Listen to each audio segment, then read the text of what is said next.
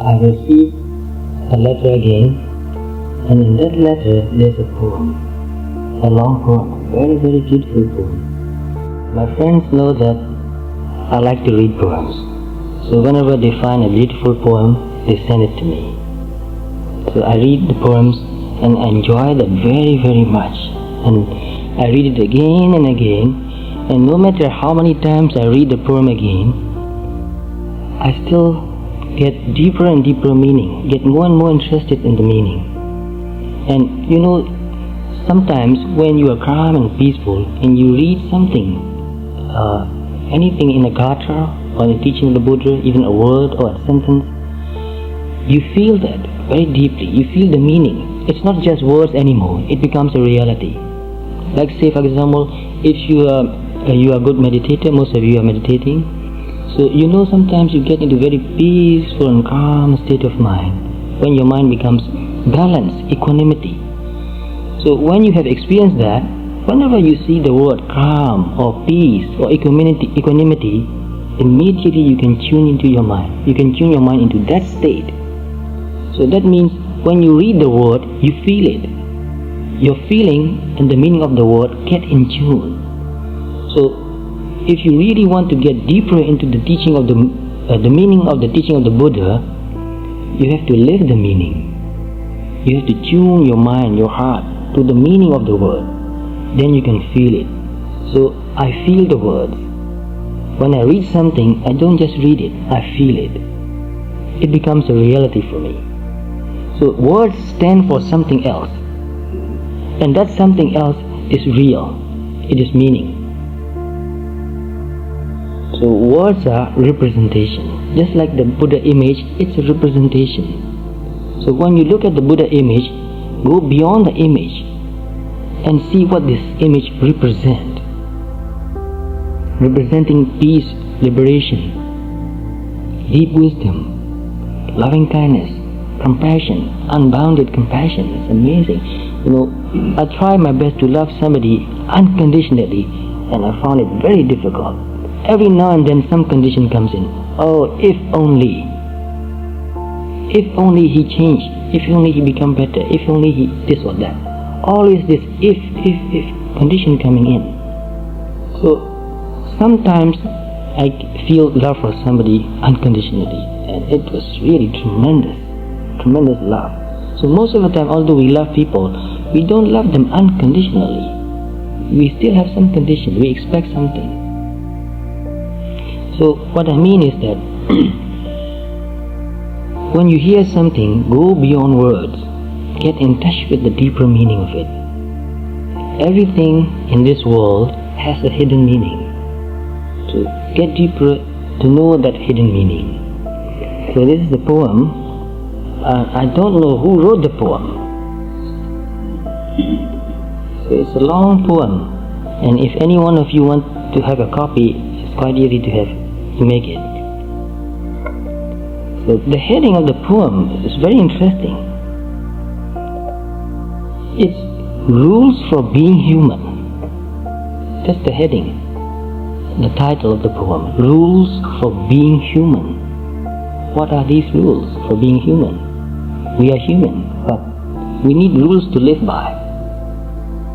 What are these rules, and what is this person trying to express? And this person, I think, must be a monk, or must have been, maybe he was a monk. I think this poem is a very old one. And when I read the poem and try to understand the context of the poem, I get the idea that one person is talking to another person, but this other person is going to be reborn as a human being. Going to be reborn, not yet a human being, but he is going to the human world. So another person who is much wiser is giving advice. Very interesting context to it. So try to listen it and get tuned into the reality of it. So the first number one is, you will receive a body. You will receive a body. You don't have a physical body like human being yet, but you will receive a body. you may like it or hate it. That's very interesting. You may like it or hate it. Some of us like our body, but some of us don't like our body. Oh, I want to be taller. I want to be slim. I want to be fair.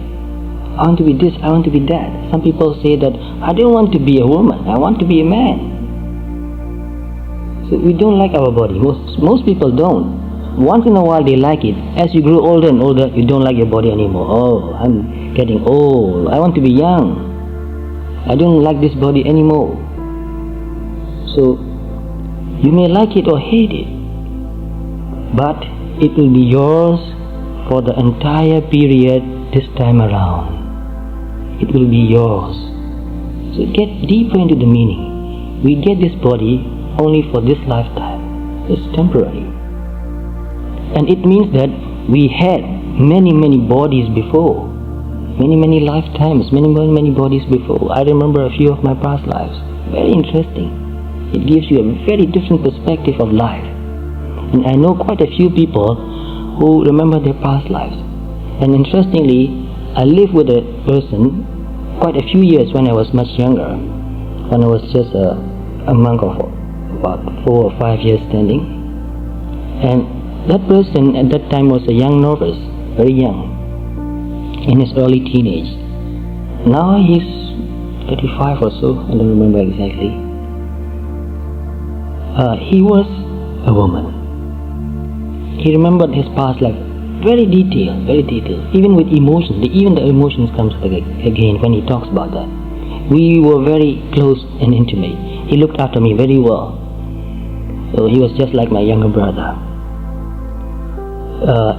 He had children and he had a husband. I don't know whether I can say that he had husband, because he was a woman. What shall I say? She has? No, it's not a she anymore. And he had, how can I say, he had children. I mean, he had husband. So he was a woman. And interesting, that husband, that old husband, is still living. And those children are still living. And they recognize, this person recognized that in detail. He remembered many details of his past lives. So when he was younger, he started talking about his past life. His parents suppressed that, discouraged him to talk about like that, because both families are quite well-to-do, quite rich. So this family think that if you talk like that, that family will think that you are expecting some material inheritance or something like that. You say, oh, I was that person, so I am entitled to some of my possessions in my past life. So some people claim like that too, even in Burma. It's mine, they say, give it back to me. So his parents discouraged him. But he kept saying that, I want to go back home, I want to go back home. And his parents said, this is your home? He said, yes, this is my home, and I have another home. So at last they can't stop him from doing that. So he went to the other home too. He felt at home there too. He still had attachment for his children and his husband. Very surprising, if you don't understand this background, you might think that this person is crazy. This feeling is abnormal. But it's not abnormal, it's normal.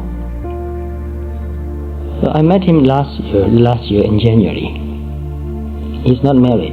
He said he will not get married. And he's looking after his mother and sisters.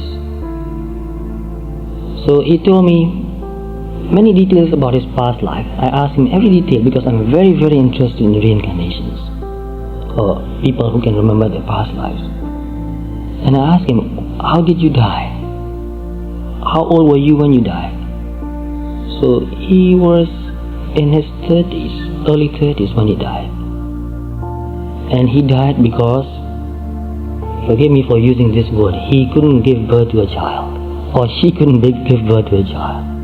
It's very difficult in Burma. In remote regions, you can't get medical help. So if anything goes wrong, nothing else you can do, you die. So he was in great pain and great terror when she died. So if it's possible to put these two words together and make one word, it will be easier. She died. And he said, when I was dying, I thought I'll never become a woman again. This is too much. This pain is too much. And he thought of becoming a man again. Because of whatever I did, good meritorious deed, may I be reborn as a man. So you see, if you have good deeds and you have very strong determination or intention, aspiration, and that power of your good karma can give you that situation. Very interesting. So if you understand this very deeply, you can even prepare for your future life. Now, you can prepare for that now. It will not happen just because you wish it, but if you do the right thing, it will happen. That's how people develop their paramis. Life after life, life after life, they develop their parami. So here you are in this body. Whether you like it or not, it's yours for this lifetime. Make the best use of it. Look after it. It's very important to look after our body, look after our mind too. And with this opportunity, we can do many things, we can learn many things. So most people, they just use this body to enjoy sense pleasure. And in many cases, they abuse the body. And also they abuse the mind. That is not the right thing to do. Use it very well, look after it. And also enjoy it too, it's okay to enjoy. We enjoy our body. So you may like it or hate it, but it will be yours for the entire period this time around.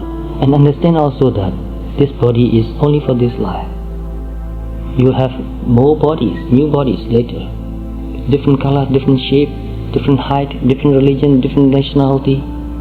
So just imagine that you can remember many of your past lives, actually for about 5 or 10 past lives. Once you were born in China, another time you were born in Japan and Japanese, another time you were born in Africa and you were an African, another time you were born in India and you were an Indian and you believe in that culture, in that religion. Another time you were born in Europe, some European country, another time in America. And if you can remember all those things, how would you feel? You feel that the world is my home and all the people and all the religion, it belongs to me. I learn a few things from all those religion and culture. You don't feel discriminated, you don't discriminate people anymore. You don't look down on people and culture anymore. So it's very important even to imagine that and accept that I could have been that and I could be that again. So if you can understand this, you become more humble, more open, more loving, more accepting. And to live your life with that sort of openness and humility and acceptance makes you feel happier, makes you feel free. Actually, we are making ourselves unhappy, unfree because of our close-mindedness, our small mind. So make your mind big, make your heart big. Take in everything, everybody, all our relatives. We belong to each other, the whole world. So don't think that, oh, these people, they are so backward. They are secondary people. Some people look down on people like that. Like say, oh, Aborigines. Oh, these Aborigines. Who can tell? You might become an Aborigine again. Maybe you were. Who knows? So it's very important to think like that and to become humble. Not to disrespect other people. And number 2 is very important. You will learn lessons. You will learn lessons. That's why we are here. We are here in this human body, in this human world, to learn. That's the main thing. So when I talk with many people who can remember their past lives, many of them, not all, but many of them express that they come here for a purpose. They want to do something. In their past life, they have very strong intention, very strong desire to do something, to learn something. Sometimes they do something for their loved ones, for their parents.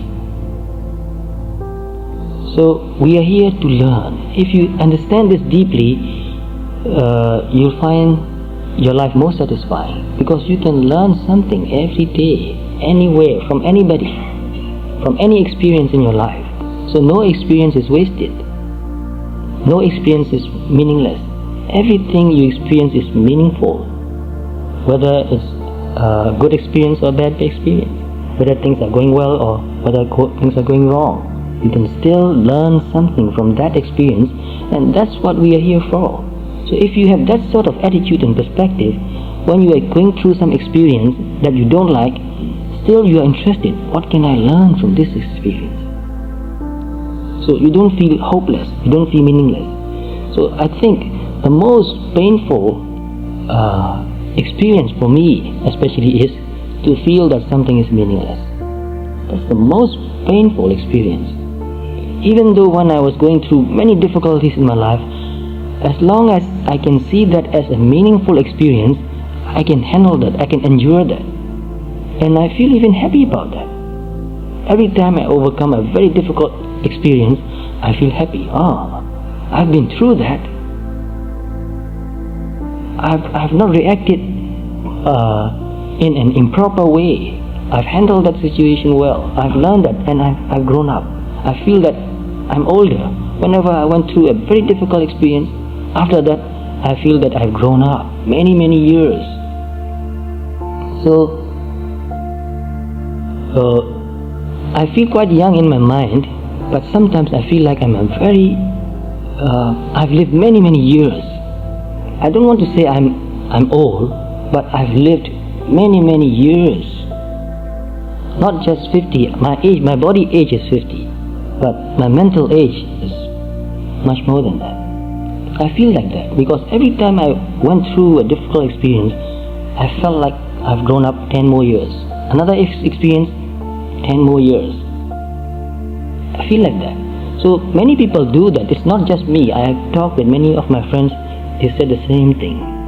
Every time they experience some difficult situation and they keep their mind mindful and they went through the experience mindfully, trying to do their best, trying to endure.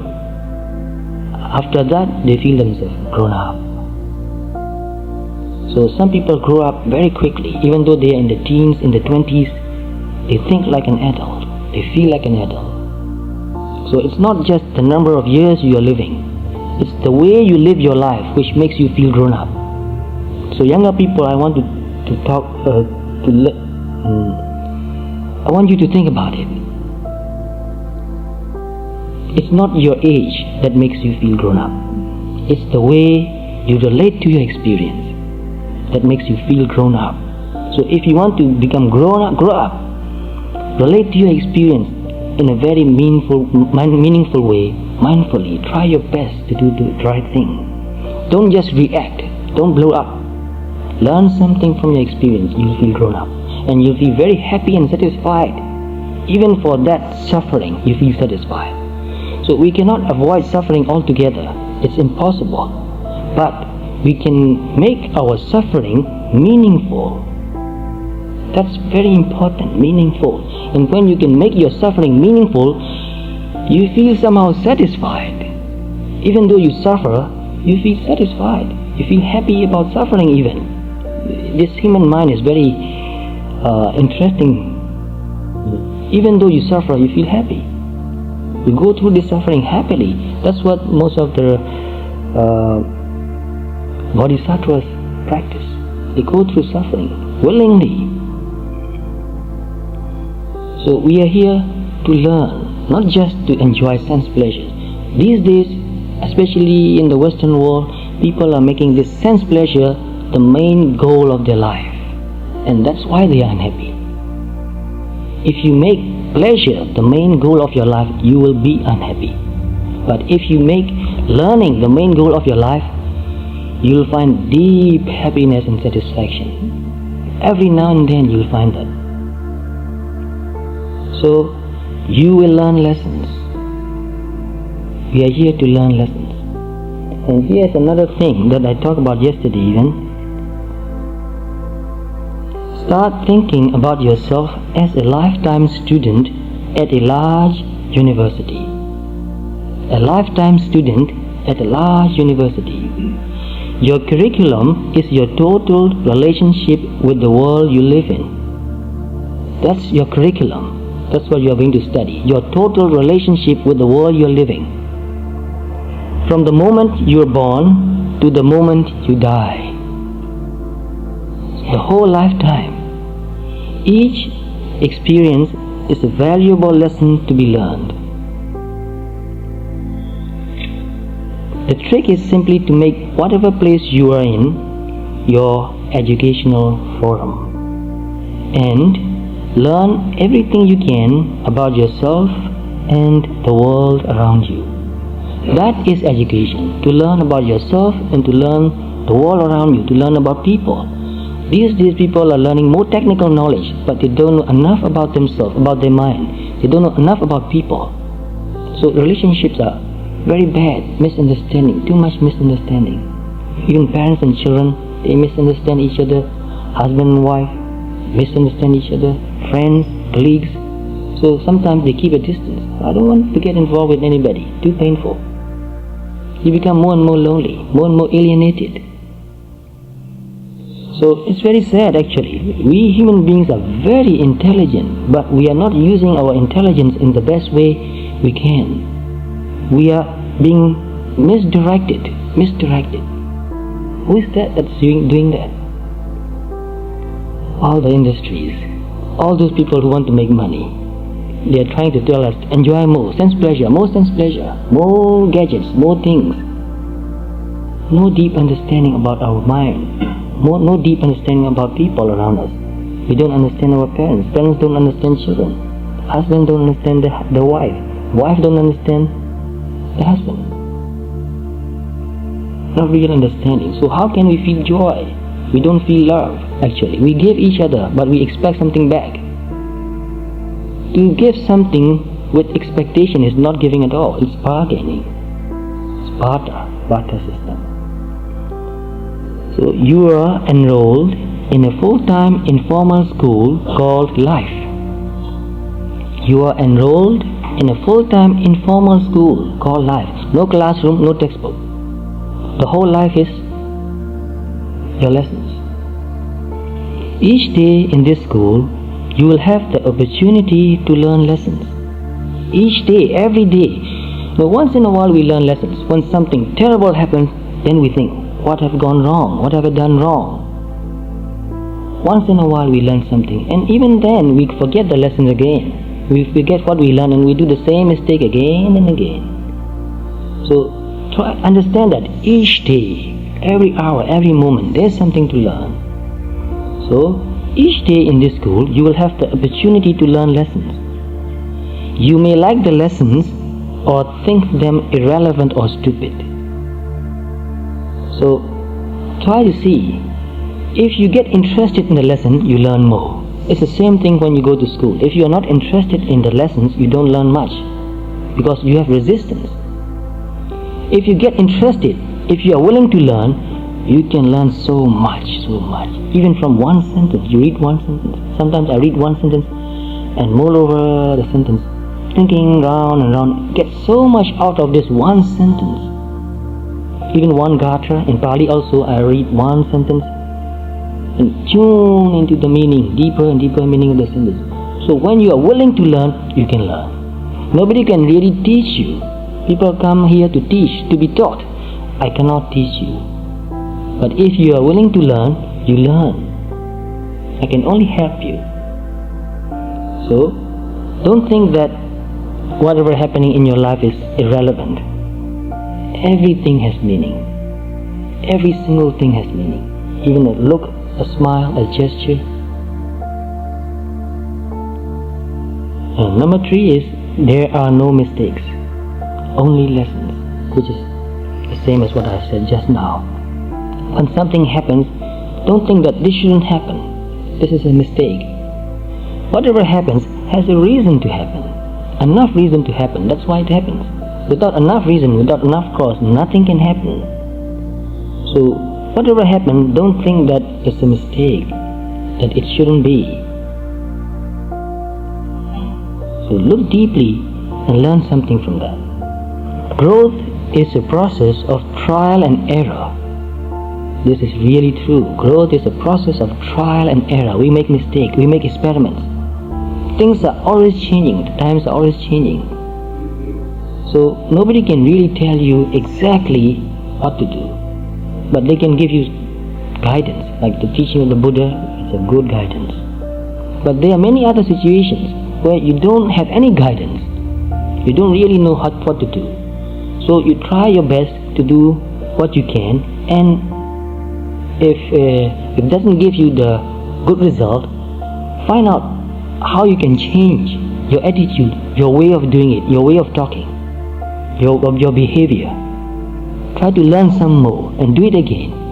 So life is a series of experiments, experiment after experiment. It goes on and on until you die. This experiment never ends. And the whole samsara is an experiment actually. So if you look at it that way, you get more interested.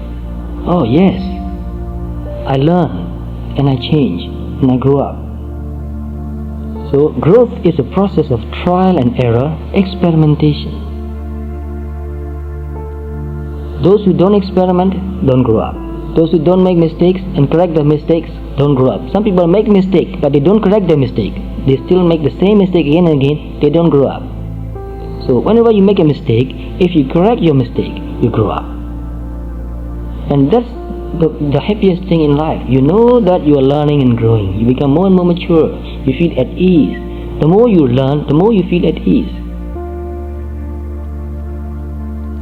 The failed experiments are as much a part of the process as the experiment that ultimately works. Some experiments ultimately works. You do something, it turns out just the way you expected. You get good results and you feel happy. And sometimes you do something hoping that it will be good, something will happen, something nice will happen, but no. Things went wrong. So even that experiment which failed is a lesson. Actually, we learn more from our mistakes. We learn more from what went wrong than from what went right. That's the way I feel it. I made a lot of mistakes in my life because I was very stubborn. I won't listen to anybody. I won't take any advice. So I made a lot of mistakes. Went through a lot of problems, difficulties, caused a lot of unhappiness to my parents and to myself too. But slowly and slowly I learned from my mistakes. I admit that yes, this is a mistake. I was wrong. So even though you made a lot of mistakes and sometimes you feel sad that it caused so much unhappiness to other people and to yourself too, but when you learn from that mistake, you feel happy about that again. I've learned the lesson. So don't expect that we should not make a mistake. And when somebody else make a mistake, don't judge too harshly. Help him to learn, to correct his own mistake and grow up.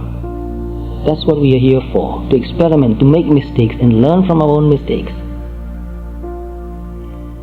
And number 4, which is related, is a lesson is repeated until learned. Be very careful. If you don't learn from your mistake and do the same mistake again, you will be in the same difficult situation again and again in this life and in many other lives too. A lesson is repeated until learned. If you are unkind, you do something wrong. If you don't correct yourself, you will be in a difficult situation again. To learn that.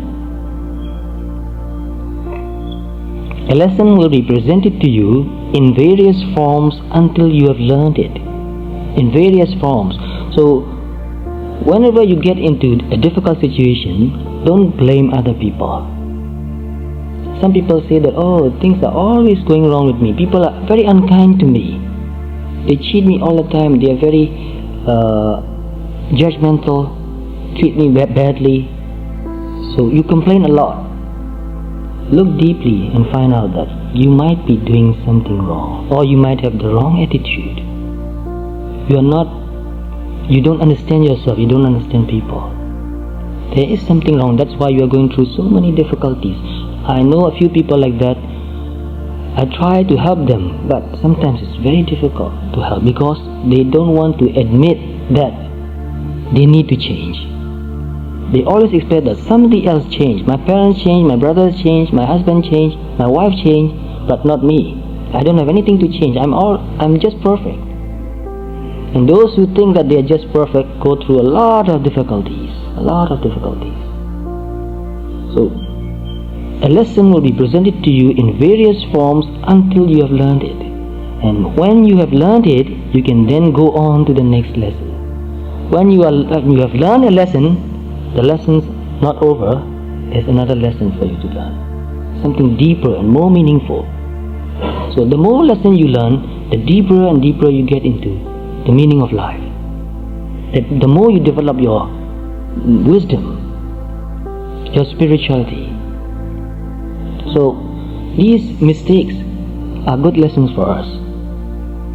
I learned even from my, so to speak, from my anger, from my greed, from my pride happening, arising, and because of that I do something, I say something, and it hurts me again and again. So what hurts you most is not others, it's your own attitude, it's your own defilements that hurts you more than anything else.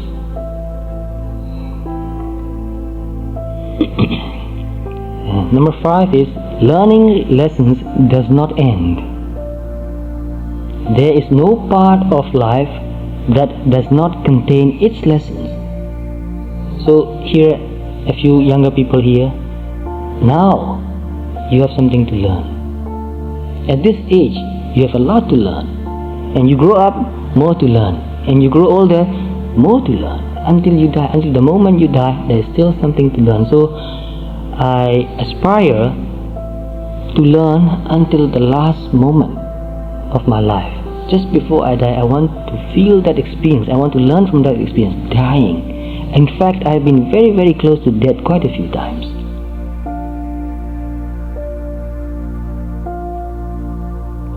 So there's no part of life that does not contain its lessons. If you are alive, there are lessons to be learned. If you are alive, there are lessons to be learned. So don't think that, oh, I've learned quite a lot, I know quite a lot, I've grown up. No, there's still to learn. No matter how old you are, no matter how much you have learned, there's still to learn. Number 6, there is no better than here. There is no better than here. So we are always expecting something to happen in our future. We don't live here and now. We always project into the future. Something will happen. Something better will happen in the future. But for older people, I think some people will think that something better happened in the past, but not now. Nothing is happening now anymore. Everything is over. Just waiting to die. No, here and now, a lot of things happening. A lot of things to learn. So whether we project into the future or we think about the past, don't think that anything is better. Right here and now, it's the best time. So I've read a story by Count Leo Tolstoy when I was very young. Empty Drums and Other Stories, a book, I read that. And in that story, in this empty drum story, one king asked one person, his minister, his advisor, who is the most important person, and what is the most important time, and what is the most important thing to do. And many people gave him many different answers, and he was not satisfied with the answers. One day he was in his pleasure park, and somebody came running and fall down near him, and this person has a wound. So the king suddenly, immediately helped this person to stop the bleeding and put the dressing and made the person feel better. And a few moments later, his soldiers came and said, this person is trying to kill the king. He he's the enemy. He came here to kill the king, but the soldiers found him out and then did something, hit him, so he got hurt, wounded. And at that moment, this one very wise advisor, minister, said, well,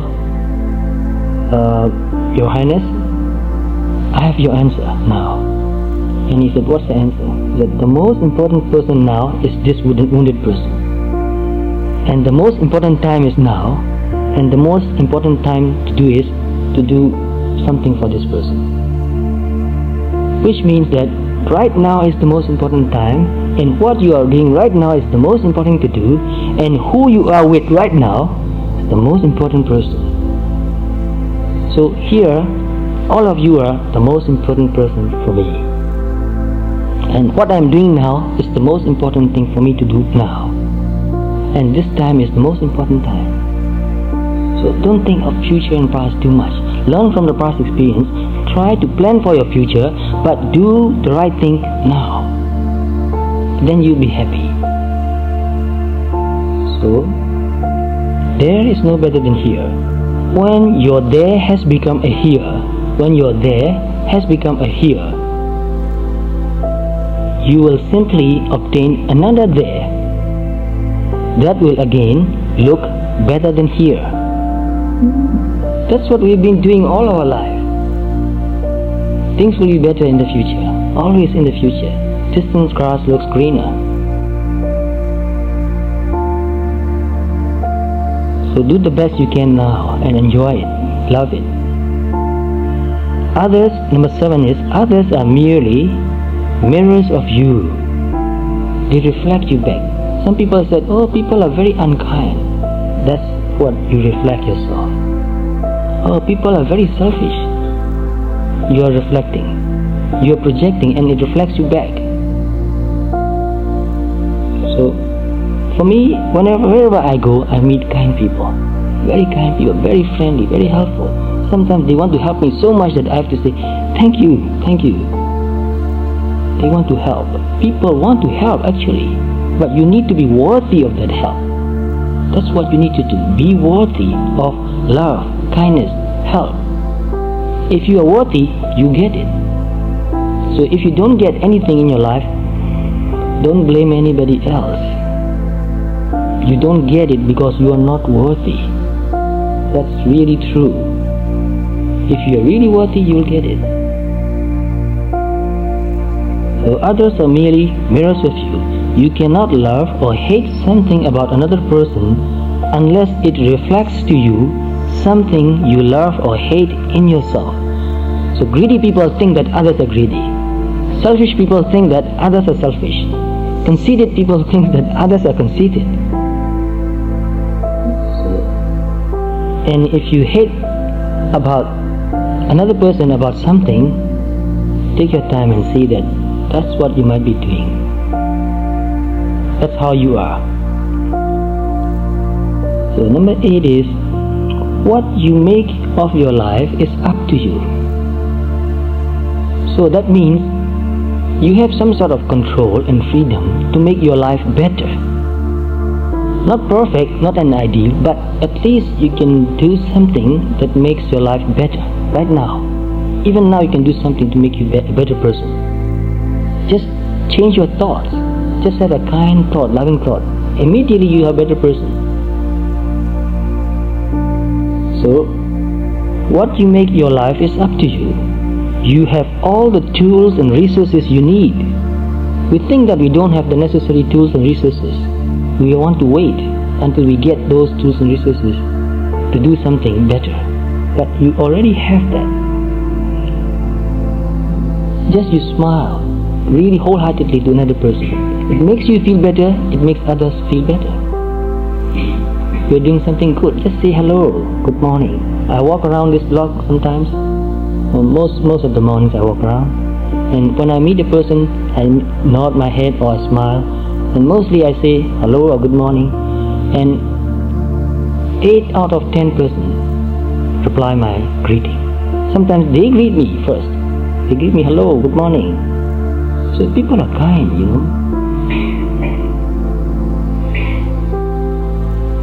what you do with them is up to you. The choice is yours. You can do quite a lot. Maybe you are trying to do something that others are doing, and you cannot do that. But if you do what you can do quite a lot. I read about a person who had no legs. He sits in a chair. He had no education because he was a gangster when he was young, and he got shot, wounded. And after that happened to him, he started loving people. He became more and more kind, and started talking to children, giving them advice, good advice, and he made people laugh and become cheerful. He became a better person. He cannot become the president of a country, but he can do quite a lot for himself and other people. He can become a better person. And number 9 is your answers lie inside you. That is very important to know, because we are looking for answers outside, always in the book and asking other people. It's necessary to learn from books and learn from other people also, but it is more important to look deep inside. That is meditation. To look deep inside and find out the answer. So this is what my teacher told me before he died. He passed away.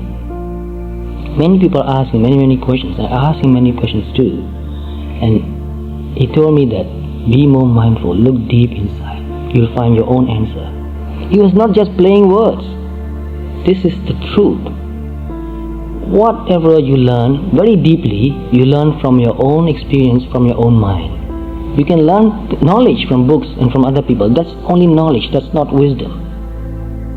But based on that knowledge, you look deeply into your heart, into your mind, meditate, and then you'll find wisdom there.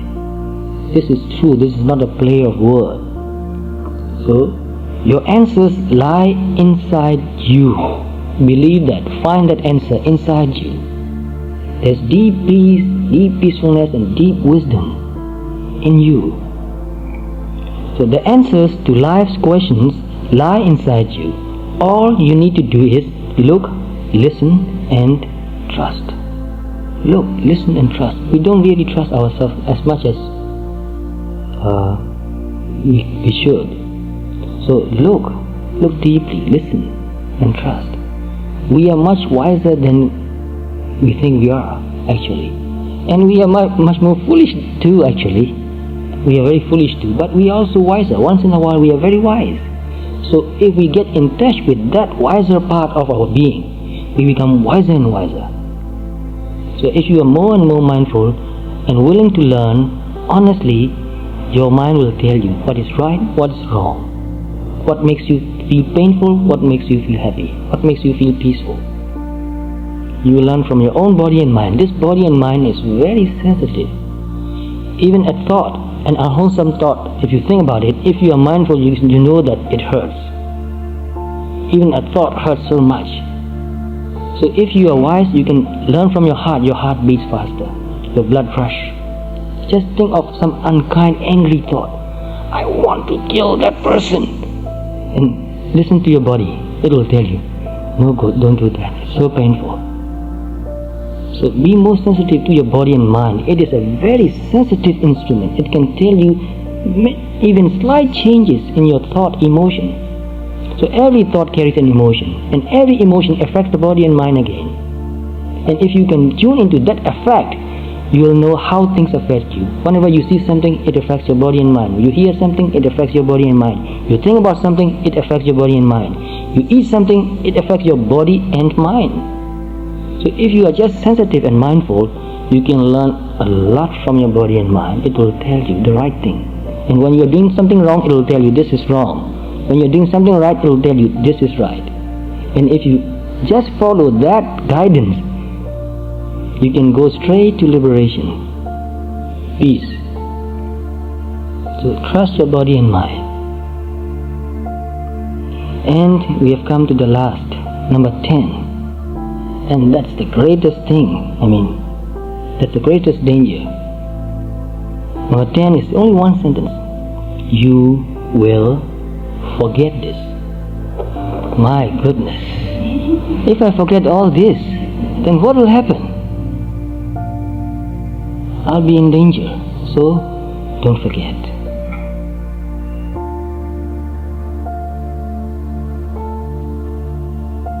So it's just the time to conclude our meeting today. I'm very glad to have this opportunity to talk with you, to express and to share my knowledge. I hope you enjoy that, and I hope you also learn something, remember something, and most important, put into practice.